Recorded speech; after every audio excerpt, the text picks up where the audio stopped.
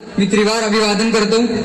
स्वराज्य निर्माते छत्रपती शिवाजी महाराजांना माझा मानाचा मुजरा.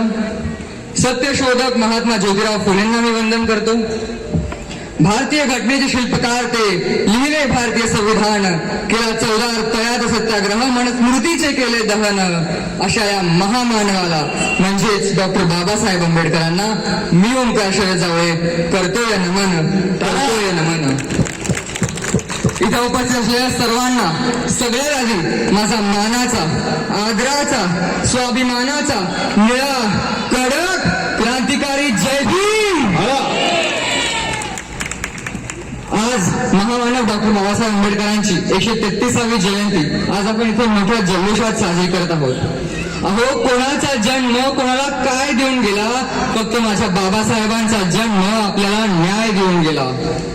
या जनसामान्यांना संविधान देऊन गेला, संविधान देऊन गेला. 14 एप्रिल ही कॅलेंडरवरची फक्त एक तारीख नसून तर काळाने घेतलेल्या कळाटणीचा दिवस आहे. या दिवशी डॉक्टर भीमराव रामजी आंबेडकर नावाचा एक क्रांती सूर्य जन्मला होता, ज्याने अख्ख्या भारताचे संविधान दिले व जनसामान्यांना त्यांचे हक्क मिळवून दिले आणि स्वातंत्र्याचा सूर्य दाखवला. ते स्वातंत्र्य होते मानवी हक्काचे, शिक्षणाचे आणि सामाजिक परिवर्तनाचे. ते स्वातंत्र्य होते माणसाने माणूस म्हणून जगण्याचे.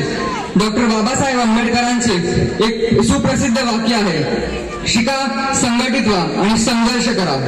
शिक्षण हे वाघिणीचे दूध आहे.